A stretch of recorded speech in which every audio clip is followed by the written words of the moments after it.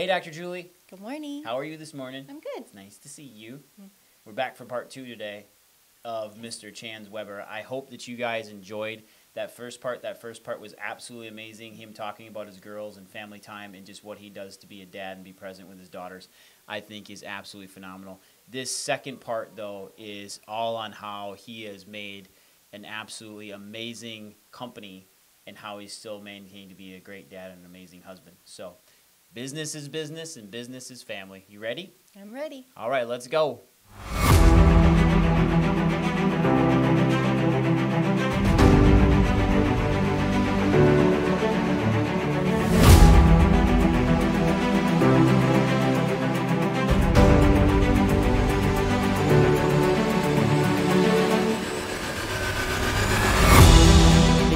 So when do you take your fatherly instincts now?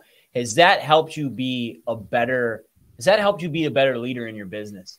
Has that helped you with your communication skills? Have you noticed some of those kids that you took care of now that are your A team, your A squad all-stars? What did you have to do to bring them up to become that? Because there's intangibles people have, but there's also trainables, and there's things you train on. So where has Daddy Chance come into his business and really help your employees get better? Yeah.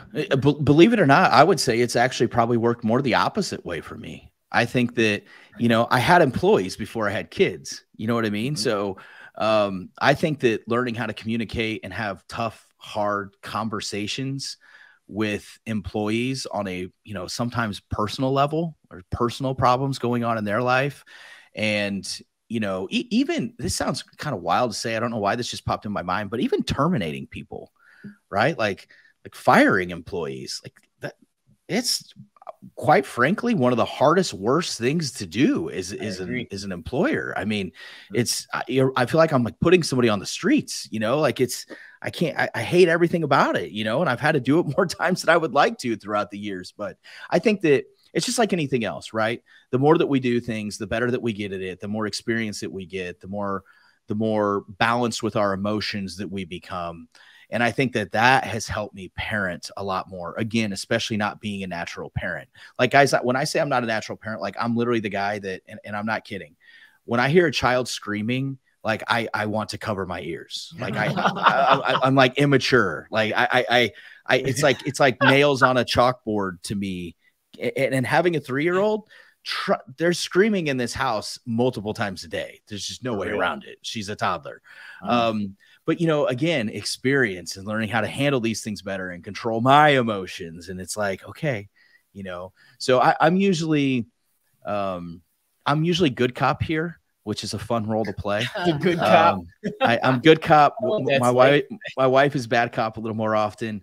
But I also think that, sometimes my wife tells me that I'm having conversations that are above my children's, we'll say, comprehension level. Mm-hmm. But I'm the one that when the dust settles, the raging argument is over, the screaming, the whatever happened that upset them, I'm the one that, gets on their level, eye to eye, down on my knees, or if they're in their bed, gets face to face with them and says, let's talk about this. Like, what just happened? What made you so upset? Was this worth it? Did you do what you were told? Right. And I'm the one that does. And for the 6-year-old, she totally gets it. Like we're at a point where she gets it now. But the 3-year-old, I still have these same conversations. Doesn't get it as much, little more of an attitude, probably doesn't really care, but I'm still going to continue to have the conversations. And, to me, it's important to understand, especially for, feel like young girls, like your emotions, and these are okay to have, but why do we have them? And how do we talk through this? And how do we get better about this next time? If it was something that we could have avoided or didn't have to be this extreme or bad, like what's the solution here? So, and I think that repetition, of having those conversations, I'm hoping as a father opens up their doors to feel like I can go talk to dad whenever I need to. He's been there through these hard times. If I need to talk, he's going to talk to me. He's there to have that conversation. And I hope that by instilling these tough conversations at such a young age, that as they get older, that they know that they can always come talk to me, and I will also say, I always end those conversations every single time, no matter how mad I am, no matter how upset that they are, when we are done with that conversation, I tell them that I love them and I give them a hug, because I think that's something a lot of parents miss, right? We run a tight ship. Like, we are disciplined parents, no questions asked. But how many parents, when you get through the discipline and the hard stuff, remind them that you still love them, no matter what they did, no matter how bad it was or how much trouble they were in or the decision that they made, you still love them, right? Like, we love our kids no matter what. So I end every single one of those conversations with a hug and telling them that I love them, because I want them to know I'm there no matter what. No matter how bad it is, I'm going to be there. I think that it comes back to everything you do for your kid protects and promotes them, right? Whether it's you're coming at them to get them to correct, or it's a discipline or whatever it is, but knowing that coming back, you're having those adult conversations with your daughters. Trust me, when they look at you in the car at 12 years old and they say something to you that may have came out of your mouth 6 years ago, and you're like, where did that come from? And you're like, you just made a comment like your mom talks to me, because you communicated to them like they're adult.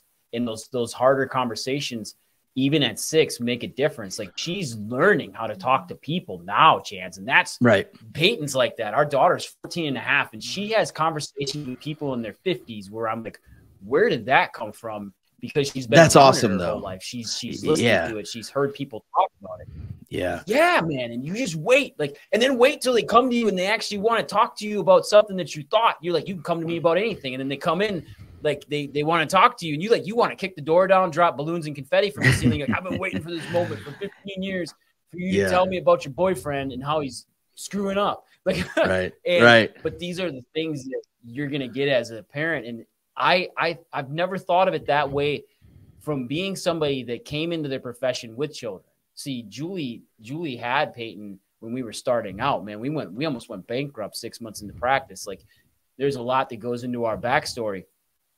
But to understand from a dad's perspective how you've taken parenting and flipped it a little bit, where you learned actually how to communicate through all of your team members, and then being able to have those conversations with your children, and it kind of taking it in reverse, I think is an amazing way to look at it, especially young entrepreneurs out there that don't have families yet, that don't have kids, how invaluable having the human interaction when it's difficult situations. Then understand that you're going to take that to your children someday, or you're going to take that to a young child that's going to be pivotal. You're going to be pivotal in life, in their life decisions, whether it's a child or a relative, doesn't matter. Kid down the street that comes up to you and you become a big brother, big sister, you get to take those opportunities now and become a better person and be a better person in their lives. And that's, Chance, that's awesome. That's absolutely phenomenal. Isn't it amazing? I say that is the best thing that you're doing as a father. If you think that you're not, top dad of the year, but having that conversation every night with your daughters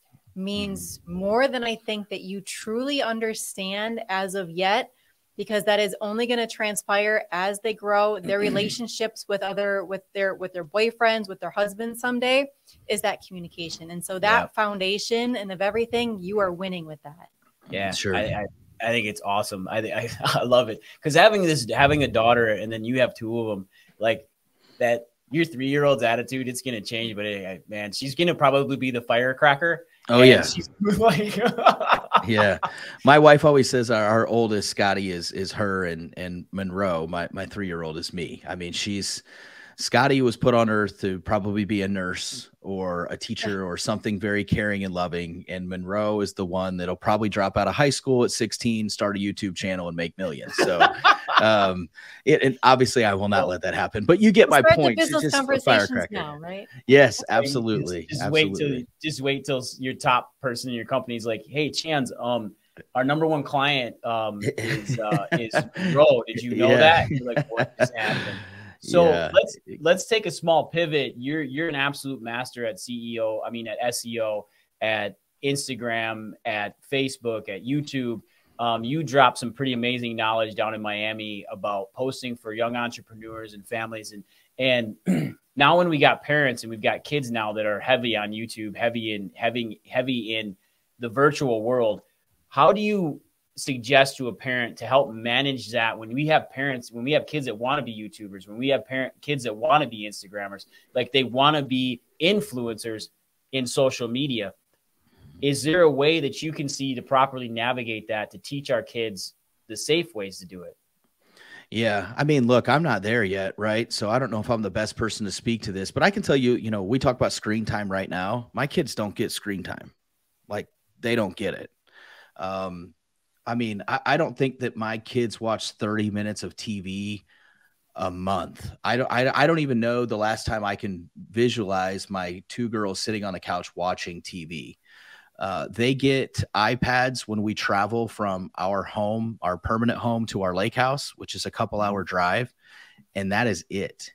That's it. And that's just to keep them entertained on a couple hour car ride. So, you know, in my opinion, screen time has kind of poisoned our society a little bit. It kind of breaks my heart to go out to dinner and see, you know, 5, 6, 7, 8, 9, 10-year-olds. They literally don't even look at their family. Their nose is 2 inches away from their iPad, and they're playing a game for the entire hour they're sitting there having dinner. And we have made it very clear that it's never going to be that way in our house. And that's a two-way street. I told you earlier, I leave my phone on the island in the kitchen and we eat dinner at the dinner table. Well, I can't tell them to not be on a screen when I'm on one. So, you know, I think having that accountability and setting that precedent, but, you know, as we look at kids aging and what they want to be, and having these directions that they want to be pulled, I'm sure that the both of you can close your eyes and look back on your history and take a look at all the curves and turns and stop lines that you got to and went left or right in life, right? Everybody has their own path. My childhood wasn't amazing. It was rough. I had divorced parents, very low income, very negative environment that I grew up in, a lot of issues that at 40 years old, I'm still healing and working on, and more things are coming, you know, to fruition for me at this age that I didn't really realize how impactful that they were on me in negative ways as a kid. So that's, by the way, another inspiration to be a great parent. I think we all try to do better than what we had. Even if you had a good childhood, we're still trying to be a little bit better because we know the things that we didn't think were perfect when we were a kid, and we want to fix that for ours. But what I was going to say is, to answer your question, how to navigate that. So I look at how I handle my team. Okay. So in my company, unlimited paid time off, you work the hours that you want to work. You're very independent. You're very self-accountable. I'm interviewing right now. So I had 2 interviews this morning, and I told both the young ladies that I interviewed, I said, listen, if you need somebody to look over your shoulder, you can't work for me, because I'm not in the business of micromanaging. I'm anti-corporate everything. If you can't come in here and do you the way you want to do it and be a productive employee, then you can't work for me. So I look at that same kind of lens through kids. I know it's a little more complicated, but if my daughter wants to be a YouTuber, I'm going to try to help her be a YouTuber. I don't want her living on a screen. So we're going to control what that environment looks like. But I'm all about, you know, empowering people, whether it's kids, you know, young adults, whatever, to be who they want to be. I think of like our society. Sounds like you guys are roughly the same age, but I remember graduating high school and I was a good student. I was a student athlete. I had scholarships. I went to a private school my freshman year that was pretty hard to get into, but it was like the kids that didn't go to college right out of high school were losers. Like that was the societal pressure from my parents. It was like, you're going to college. You're going to go do this. I'm not sure that going to college was the best thing that I did. I'm not sure that, I mean, I was on academic probation 3 or 4 times. I hated school. I hated it. There's never been a class I've taken I couldn't get an A in. I just wasn't cut from that cloth. It doesn't make me right or wrong, better or worse. It's just the reality of it. So, you know, like when I met with my money guy, right? He's like, well, what do you want for your kids? And I told him, I said, I want both of them to each have $1 million when they turn 18 that I control, but I'm going to empower them to do whatever they want with that money that I'm going to assist them with and roll that out. So if they want to go to college, if they want to be a doctor, if they want to be a chiropractor, if they want to be an engineer or a lawyer, great. We have this money set aside. Let's go fund the school. You do you. If they never want to touch a day of advanced education, they want to go be an entrepreneur, I think I know a thing or two about that. And I'm going to help them with that. Right. Yeah. So my big thing is I want my kids to feel safe in an environment to chase the passion that they want to chase. And I want to help them do that because there's so many people. I mean, guys, what percentage of people in this world do you think are doing something for a living that they truly love to do? I would say less than 3%. Me too. I would say a couple percent. You know, like maybe 1, 2, or 3 out of 100 people. I can honestly say, like, do I have hard days? Of course. Like, do I want to quit sometimes? Yeah. But I generally speaking, I wake up, I'm excited to do what I do. Like, I love to do what I do. And I'm one of the whatever 1, 2, or 3 out of 100 that actually genuinely loves what I want to do. And work isn't so hard when you're doing what you love. So to me, it's more so about empowering my kids to be who they want to be. And I understand that what they want to do at 15 is going to change at 16. And then let's say they go to college and then at 22, they're going to have a major in XYZ. They're probably going to completely walk away from it. It's going to be nothing and go do something. I get it. You know, like I've always said, that's why our education system is so broken. You can't ask an 18-year-old kid to make a decision on what the hell they're going to do for the rest of their life when they've never even worked anywhere or done anything or touched anything. Exactly. I can't, I hate it. I can't stand it. To me, it just doesn't make sense. But whatever they want to do, I want to empower them to do it, because I think that there's so much to be said for passion. You know, in our society, we're so focused on money. I know a lot of people, you guys probably do too. I know multi-millionaires that are absolutely miserable. I would not change spots with them for anything. You know, I'm talking people making millions of dollars a week, a month, like just incredibly wealthy, that you could not write a check for me to change spots with them right now. I wouldn't want anything to do with their life and how they live it. So, you know, we have all this pressure on money. What about happiness and passion? I love money. I love materials. I love to buy things. I drive exotic cars. I have $1 million boat. I have a lake house. I like all. Yeah. I mean, like I love all these things. I love money. I'm money driven. I'm a money motivated person, but to be so short-sighted to think that that's just solves all life's problems and makes you happy is absolutely asinine. And it's not reality. So I want my kids to do what they're passionate about. And I am completely aware that it's going to change 115 times, and I'm okay to be there for all 115 turns until we find the right spot. Man, I love that. I love it. This interview has been awesome. To be honest with you, Chance, coming in here, I just wanted to get to know who you were as a dad, because I know who you are as a business person. I've seen your work. I've listened to you. I've followed the company. I know what you are, and to be cut from cloth and work with people like David and just the people you get to be on in office hours and the opportunities you've had put in front of you from hard work is incredible. But to see what you are as a dad is huge, because there's a lot of people, like you just said, that make millions of dollars a year and are extremely successful in business, but in life it's just a different situation altogether. And it's just having your head around everything. And it starts with what you laid out originally from this conversation: God, marriage, kids, business. And it works in that realm. And I think it's amazing that you went God, marriage, business, kids in that order, or business first.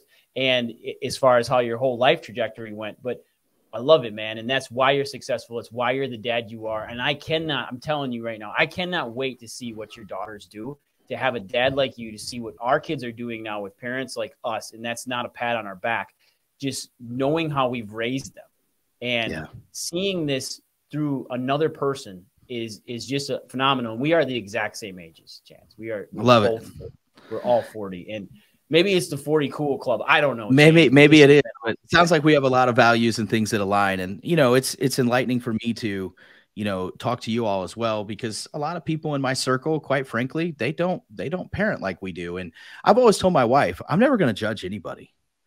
Like I said earlier, parenting's hard. You know, like you do you. We're all just trying to do the best that we can. You know what I mean? But, you know, I look at people in my circle and how they parent, and I'm like, man, you know, I'm sure you guys can relate to this. And I'm like, I would have never talked to my kid that way, or I would have never handled that way. And again, I'm far from perfect, but it's again, awareness is a superpower. Take a step back and look at that and go, okay, what can I learn from that? I'm not going to do that. Please don't let me be that dad. I got to make sure I'm not that dad. You know what I mean? And trying to be different and change the game. But I just want to say one other thing. You guys are fortunate to have a guy like Sean Dill in your corner.